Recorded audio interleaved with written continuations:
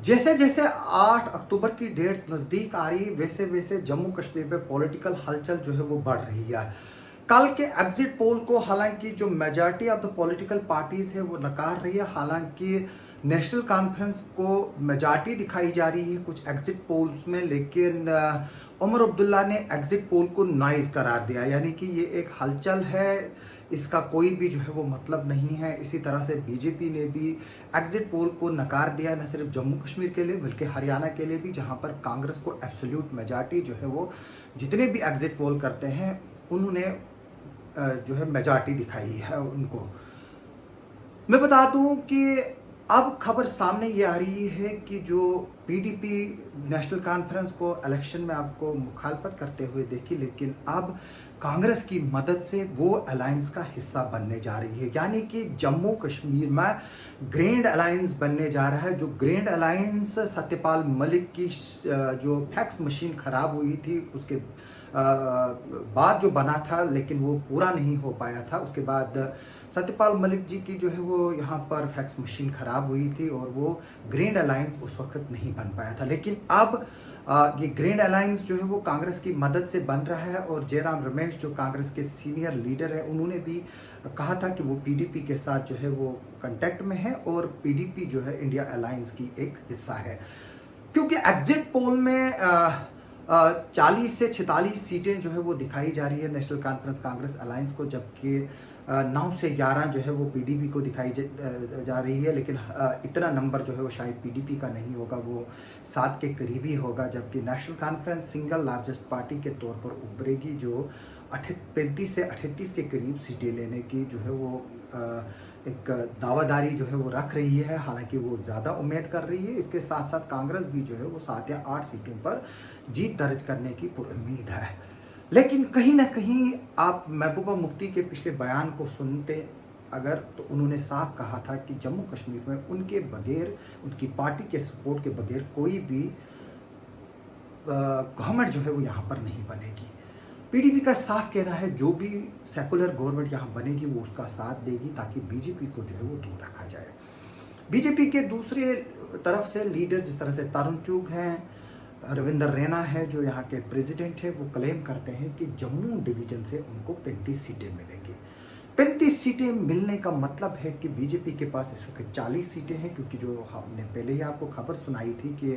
5 जो है वो नॉमिनेटेड एमएलएज होंगे, जिनमें 2 वुमेन, 2 कश्मीरी पंडित और 1 वेस्ट पाक रिफ्यूजी का भी जो है एमएलए जम्मू कश्मीर में नॉमिनेट होगा, लेकिन उसका प्रोसेस क्या होगा वो क्लियर नहीं है।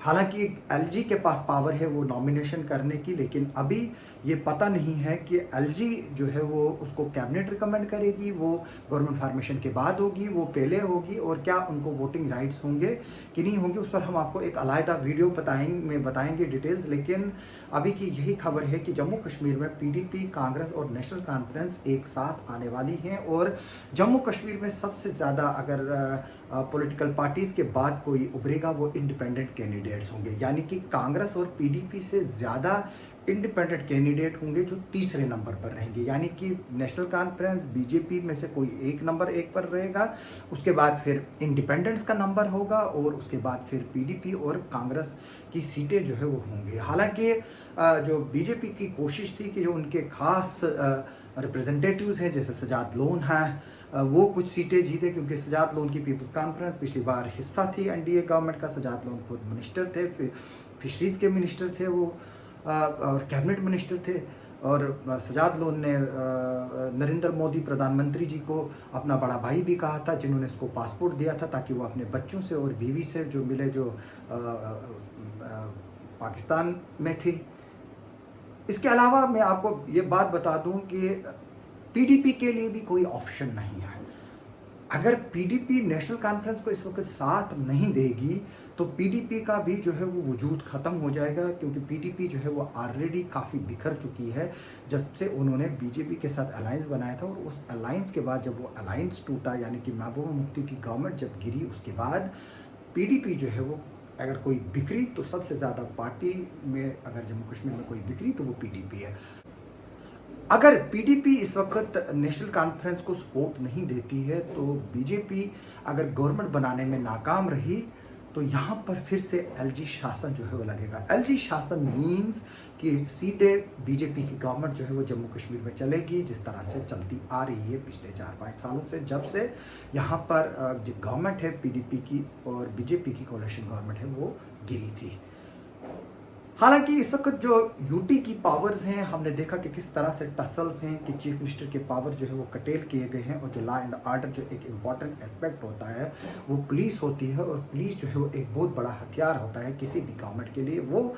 पावर जो है वो एलजी के पास रखे गए हैं और होम मिनिस्ट्री के पास रखे गए हैं। यानी कि अगर आपको एसएचओ को भी ट्रांसफ़र करना है, वो इलेक्टेड गवर्नमेंट नहीं करेगी, वो जो है वो एलजी करेगा और उसकी एडमिनिस्ट्रेशन करेगी होम मिनिस्ट्री के साथ मिलकर। इसी के साथ साथ अगर किसी को डीसी ट्रांसफ़र करना है, किसी को एसडीएम ट्रांसफ़र करना है, वो भी जो है वो एलजी की कंसेंट के बगैर नहीं होगा। और जो फाइनेंशियल पावर्स की अगर हम बात करें, जो ऊपर से थोड़ा सा हमें समझ आया, जो फाइनेंशियल मैटर्स हैं उनमें कहीं भी जो है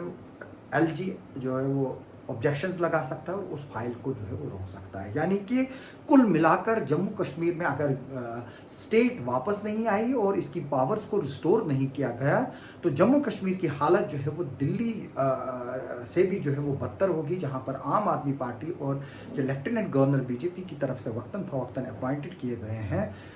उनके बीच में टसल भी रही है। और फिर अरविंद केजरीवाल के खिलाफ केसेस हुए, एक्साइज पॉलिसी केसेस हुए, वाटर केसेस हुए, टीचर रिक्रूटमेंट केसेस हुए, दुनिया भर के केसेस जो है वो फिर सामने आते हैं और आते रहेंगे। अभी यही देखना होगा कि पहले 8 अक्टूबर का जो है वो शतरंज देखनी है कि उस शतरंज में किस खिलाड़ी के पास कितने मोहरे आते हैं। जिस हिसाब से खिलाड़ियों के पास मोहरे आएंगे, उतने ही हिसाब से बार्गेनिंग होगी। अगर नेशनल कॉन्फ्रेंस को अपनी मेजॉरिटी आती है और कांग्रेस को यानी कि 48 का नंबर, हालांकि हम पहले 46 बता रहे थे लेकिन अब 5 है, तो 48 नंबर हम लेकर चलते हैं। अगर 48 का नंबर नेशनल कॉन्फ्रेंस के पास आया तो नेशनल कॉन्फ्रेंस पर बैकफुट पर नहीं होगी और पीडीपी को वो अनकंडीशनल सपोर्ट के लिए बोलेगी, और हालांकि उसको जो है वो एकोमोडेट किया जाएगा जो गवर्नमेंट है उसमें, लेकिन उस तरह से नहीं किया जाएगा जिस तरह से कि अगर नेशनल कॉन्फ्रेंस और कांग्रेस की गवर्नमेंट जो है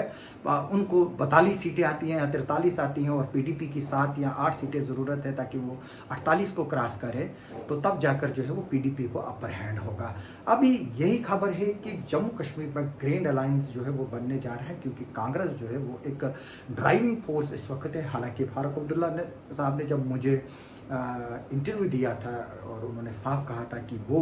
अलायंस नहीं करेंगे, लेकिन बाद में कांग्रेस ने जो है वो पुश किया और नेशनल कॉन्फ्रेंस को मजबूरन यहाँ पर चाहते ना चाहते अलायंस करना पड़ा, और अपनी काफ़ी सीटें जहाँ पर वो जीत सकते थे इलेक्शन वो सरेंडर करनी पड़ी, और कुछ ऐसी सीटें हैं जहाँ पर अब कांग्रेस जो है वो शायद जीत भी ना सके। अभी हमारी इस पॉलिटिकल डेवलपमेंट पर नज़र रहेगी। आप हमारे साथ बने रहे। आप सबका सुनने के लिए और देखने के लिए बहुत बहुत शुक्रिया।